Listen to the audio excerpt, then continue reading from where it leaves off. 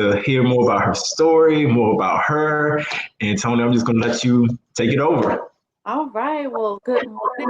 Happy Friday to everyone out there. It is such a great pleasure to be able to introduce my children's book series to you all and just introduce myself. Again, my name is Toni Settles, and I am the author of Andrew in the Time Machine Closet.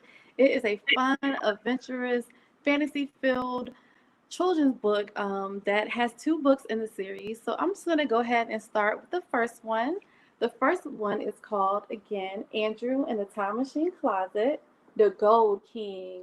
Um, this character right here was inspired by my oldest son. His name is Andrew. So without further ado, I'm going to go ahead and begin reading this great book.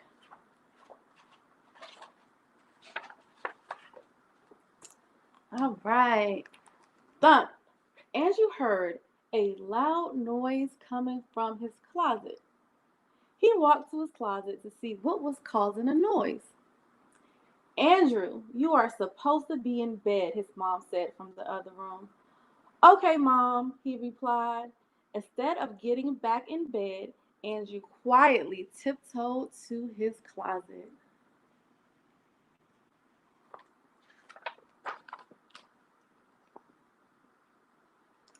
Andrew opened the door to his closet. The walls disappeared, and he found himself standing next to a king.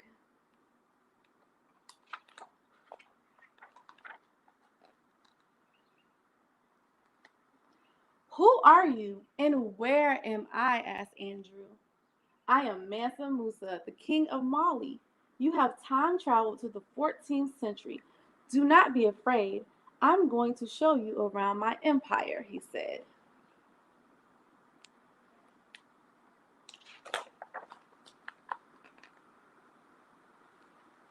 Mansa Musa took Andrew on a grand tour of the kingdom of Mali.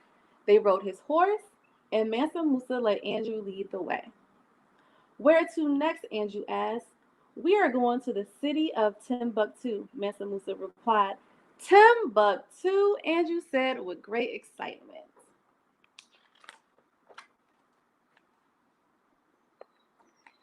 Andrew loved to read and was very excited to visit the library of Timbuktu. He learned about the kings and queens that ruled Mali.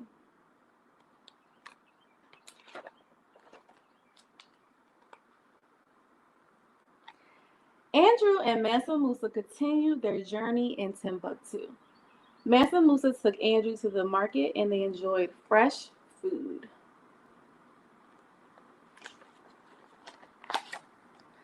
Andrew and Mansa Musa left the market. Mansa Musa took Andrew to meet his caravan. Andrew met soldiers, scholars, gold carriers, and cooks. When you want to go fast, work alone. When you want to go far, work together, Mansa Musa told Andrew.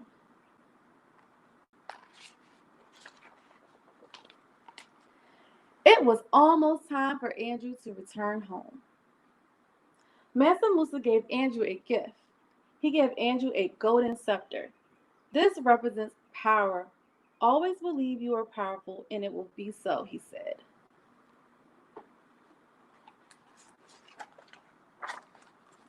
You have a gift. Share it with the world, Andrew, Mansa Musa said. See you later, he said, waving goodbye.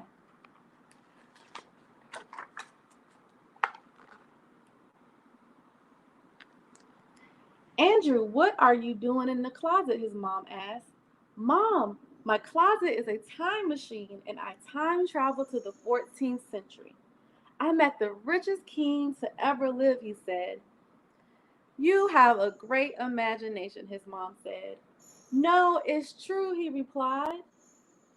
Let's get you to bed. The end. So that is the first book of Andrew in the Time Machine Closet. And I like to always close with, after I read my first book, close with, do you think Andrew was dreaming or do you think he really time traveled? So you listeners and viewers out there, type in your response in the chat to the right. All right. Should I go ahead and read my second book? All right. So I'm going to go ahead and continue with the second book in the Andrew in the Time Machine Closet book series. This is, out of the two books that I've written, this is my favorite book. I wrote this book to empower young girls and to empower women in general to just be themselves, and whatever themselves look like. Just show up as you are. And I also wrote this book to just help kids just embrace femininity. So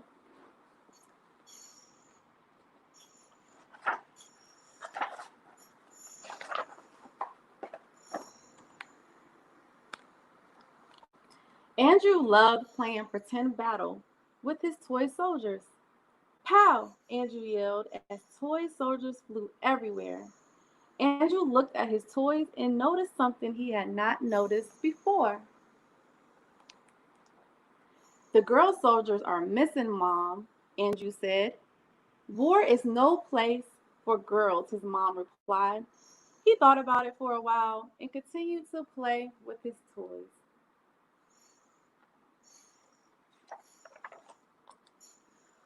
But, Mom, girls are strong, brave, and smart, Andrew said. You're right, his mom replied. Mom, can you play with me? Andrew asked. Sure, his mom replied. Andrew and his mom played with his toy soldiers. It's almost your bedtime, his mom reminded him. Okay, he said.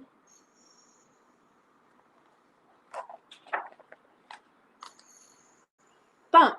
A loud noise awakened Andrew from his sleep. He looked around his room, and just like before, a bright light shone from his closet. What in the world? I thought I was dreaming last time, Andrew said.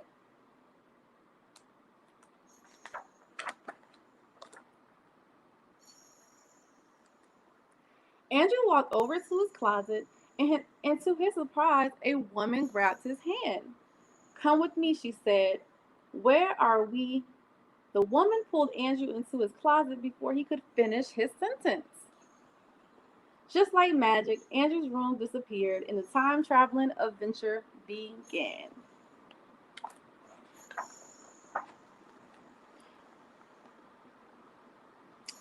Queen Candace had held Andrew's hand and led the way. Andrew, you have time traveled to the 4th century. We are in Nubia, a place where you can learn about queen warriors, the queen said. Queen warriors? Andrew asked. Yes, strong, brave, and smart girls who grow up to be courageous women, the queen replied.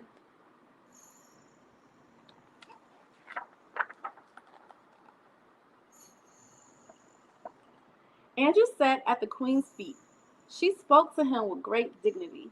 Andrew learned all about queen warriors. I am Queen Candace. I come from a long line of warrior queens. My country has remained free from invaders because of fearless women, she said.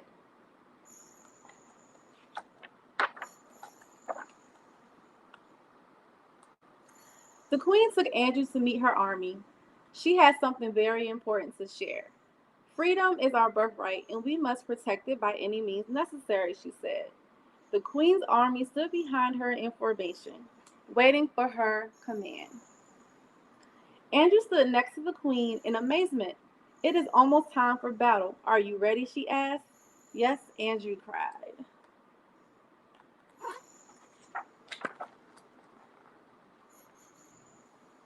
I am a strong woman, and I cannot be intimidated, Queen Candace yelled at the army approaching. Andrew had never been in a real battle before. He was frightened. Do not be afraid, Andrew. I will protect you, the queen said. Andrew stood behind the queen. His heart raced. His hands began to sweat. Afraid, he closed his eyes really, really tight.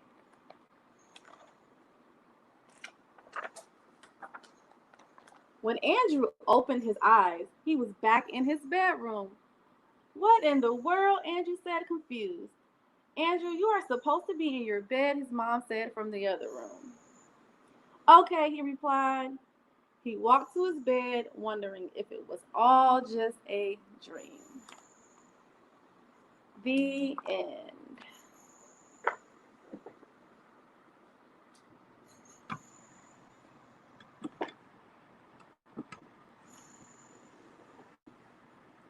Right, guys. Tony, those I really enjoyed it. I really enjoyed those books, and I definitely want to highlight something from the first book. King Mansa Musa said, "If you want to go fast, go alone. If you want to go, what's the second one? If you want to go far, go together." I love Right, that. right. So the message behind that is, working together, unity, and how important it is for everyone to, you know, set aside differences and just work together because we will go so much further if we do that. That's true. That is true. And it made me just think about really just the importance of teamwork. As an Yeah, individual, yes, you can do certain things, but when you have a team behind you and everybody's functioning from their own strength, how much further can we all really go? We put our gifts and skills and talents together. yes, So absolutely. that was really cool. And I love the message, the affirmations that you have for young women in that second book about being strong and smart and brave. So that I really love that. That was amazing. That was really, really good. Thank you. So now let's see if anyone has any questions in the group chat. Of course, I have some questions. I always do. So let me load up my questions here. And my first question for you, Tony, would be what inspired you to become an author?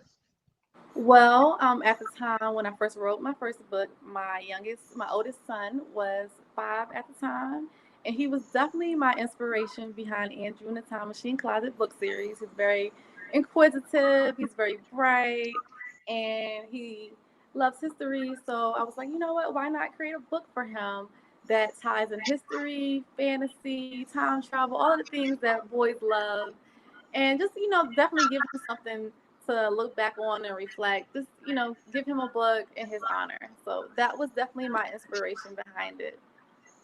Oh, that's cool. I'm sure he loves that, right? That a book named after him, like that. Yeah, that is cool. And Andrew, your son, he is smart. He is funny too. He is so funny.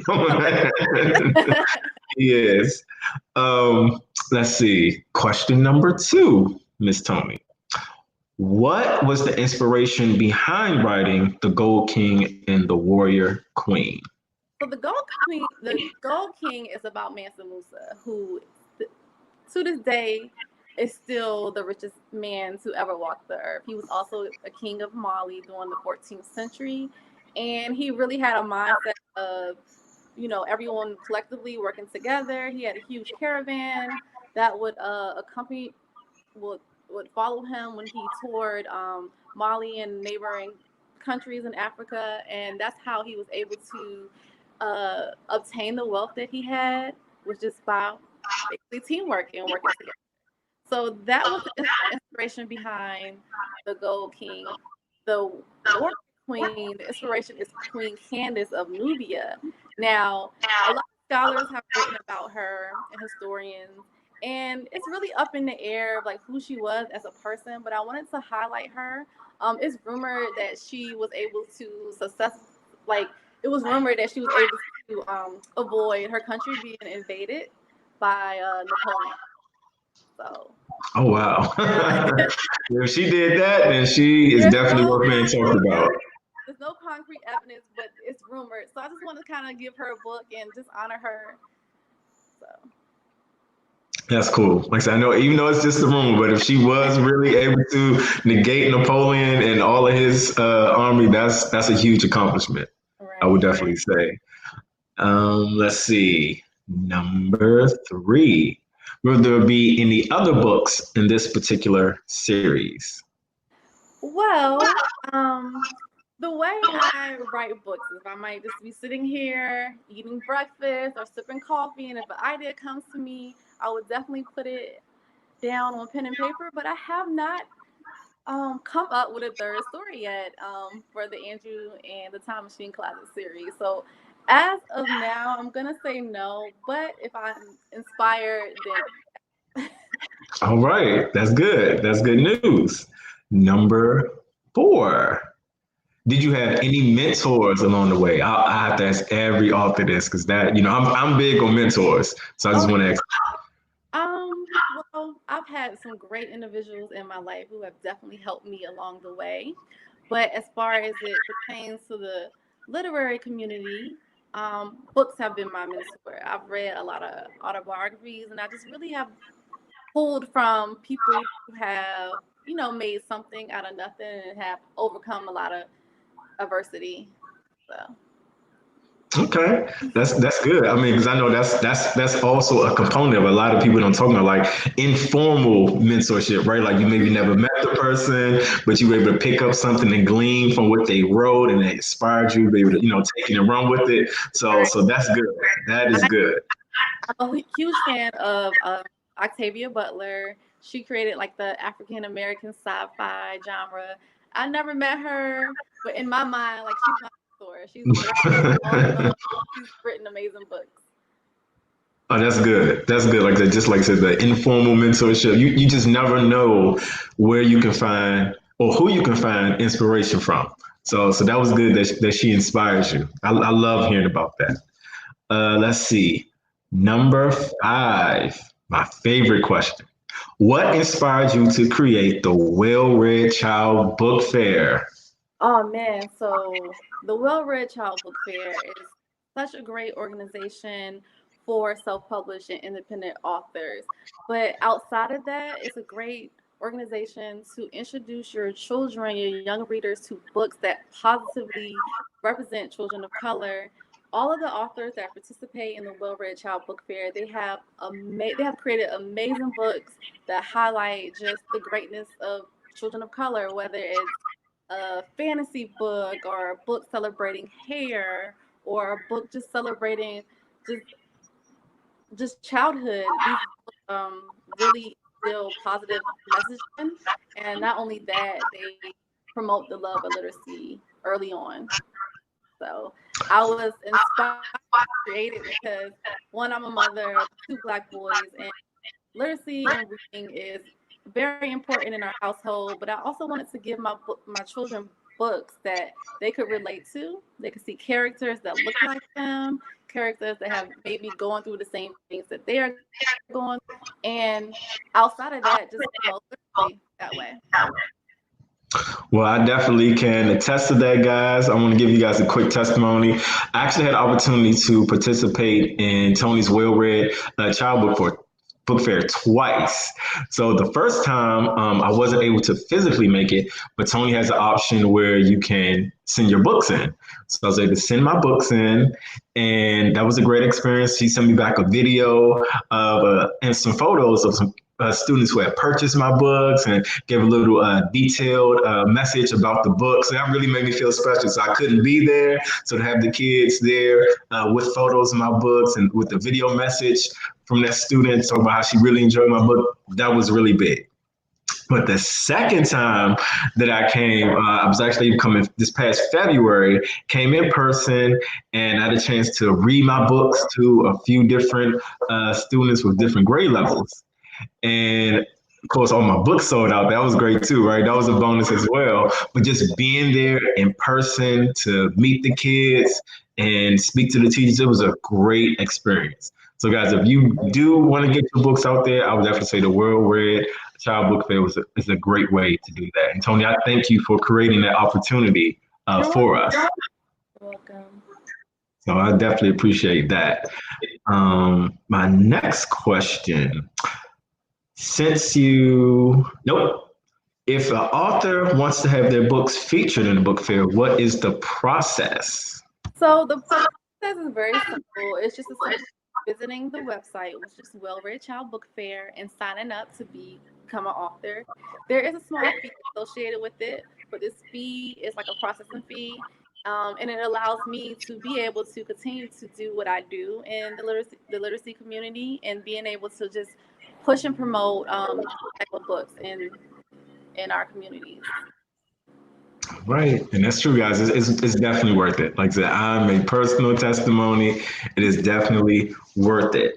And with that being said, since you have become an author, have other people reached out to you for help and for them to walk them through the publishing process? Oh yeah, absolutely. So in addition to being the founder and the person spearheading the Well Read Child Book Fair, I'm also an author consultant. I will definitely help people who are interested in self-publishing children's book mainly, just walk them along the process. The process can be simple, but as a new author, you will run into challenges. So I am that person that, hey, learn from my mistakes, be great in this area, and I can help you along the way. I can't write the book for you, but I can give you the tools necessary. That's a good start, right? As long as you give them with the appropriate tools, they'll be able to flourish, have your guidance along the way. So I know it'll definitely make a big difference. That's for sure. And based off a previous question about what inspired you to write the books, do you believe that there's enough diversity in today's market for children's books? So yes and no. I think in the self-publishing children's book realm, there is a great wealth of diversity when it comes to children's book. However, I don't really see that on the publishing side. I don't see a lot of publishing houses picking up diverse books. So hence why I created the Well Read Child Book Fairs to get our books out there. But I feel like the tide in America is changing, and I think those things will, I feel like Black books will be, or diverse books will be embraced, and those things will change for the better. Oh, absolutely. I'm with you on that. I love celebrating diversity and seeing characters of all different ethnic groups. Yes, I love it because people are just so precious. That's really what matters to me. People are very important. And so just to see us all on the cover is it's just amazing. It really is. And also, what advice do you have for any aspiring authors who may be watching right now? Oh man, write the book. Let go of any excuses that you may have, get out of your own way, and just put pen down to paper and begin writing. There will be people along the way, believe it or not. Once you put that pen to the paper, that will show up in your life, and that can help you push you to the next level, whether it's self-publishing, whether it's getting your book picked up by a publishing house. Just write. Just start where you are. Start where you are. Where you are and get out your own way.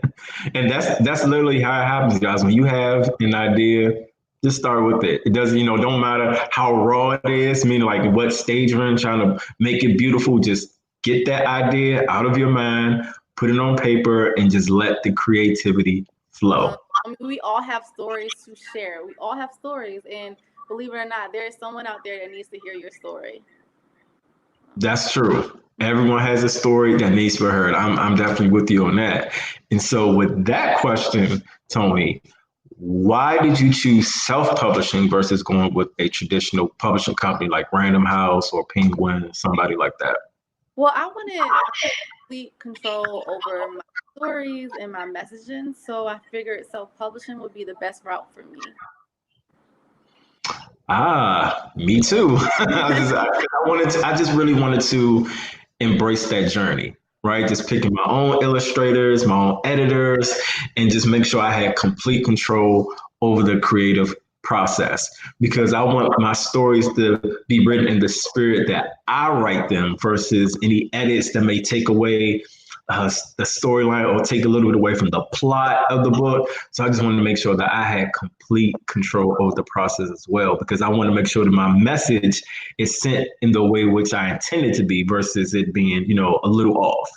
Right. So I'm with you on that. Definitely want to have complete control of the creative process. Also, Toni, what are some of your favorite children's book authors as a kid? For you, who were some of the authors that you? Oh, it's so cliche, but I was a big fan of Dr. Seuss. I don't know if it was the wacky characters, but I was a huge fan of Dr. Seuss growing up. Me too. Dr. Seuss, he's on my Mount Rushmore, what I consider like who's the most famous. Dr. Seuss, J.K. Rowling from Harry Potter, Jeff Kinney, Diary of a Wimpy Kid. I also put Mark Brown in there. And the reason I chose those specific authors because they have books and their books were turned into cartoon series. And even when another level went to, the big screen as a movie. So they're on my Mount Rushmore right there, favorite authors. So, and also, Toni, our last question, how can our viewers connect with you? Oh, yes. You can connect with me via Facebook. My name on all social media platforms is Toni, Tonir, and my last name is Settles. You can also visit my website, which is Toni R. Settles as well. And I would love to connect. Shoot me an email. I will respond. If you have any questions about my books, if you have any questions about writing a book, I am here to help. Guys, that was the one and only. I tell you guys, one of my favorite people in the world, Toni Settles. Because I have her books. I don't have them with me beside me, but I have both books. I'm a huge fan. Toni, you are absolutely amazing. Like I told you, me and a few authors, we were literally, like I say, gushing over you about how great you are as a person and as an author. So it was just such a pleasure to have you on today. I'm so glad that you came on. And I'm glad our viewers had a chance to experience your stories. And guys, please follow Toni on social media. Reach out to her, any aspiring authors. She will get back to you. She will answer any questions that you have, guys. So again, Toni, thank you so much for being a guest. Everybody, thank you for viewing today. We had a great episode. Toni, you got any last comments you want to leave everybody with? Of course. I just want to say thank you for having me on your show. Was an amazing opportunity. Thank you for allowing me to connect with the viewers in Prince George's County and beyond. It was a pleasure being able to introduce my books to you all and read to you all. And I hope you all have a lovely day. Yes, thank you everybody at the Prince George's County Memorial Library. You are amazing. Thank you for giving authors an opportunity to expand their base, to really reach more viewers. Like I'm so grateful. I really am. So you guys have a wonderful weekend, and we will see you next Friday for another edition of Antoine and Friends. See you guys soon.